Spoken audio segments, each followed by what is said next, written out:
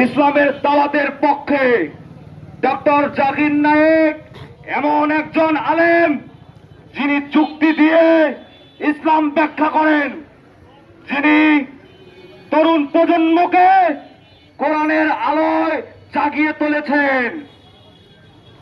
আমি স্পষ্ট করে বলতে চাই, তোমরা হিন্দু কাফের ইসলাম বিদ্বেষী শক্তি তোমরা চাইলেও আল্লাহর দাওয়াতকে থামাতে পারবে না, পারবে না, পারবে না।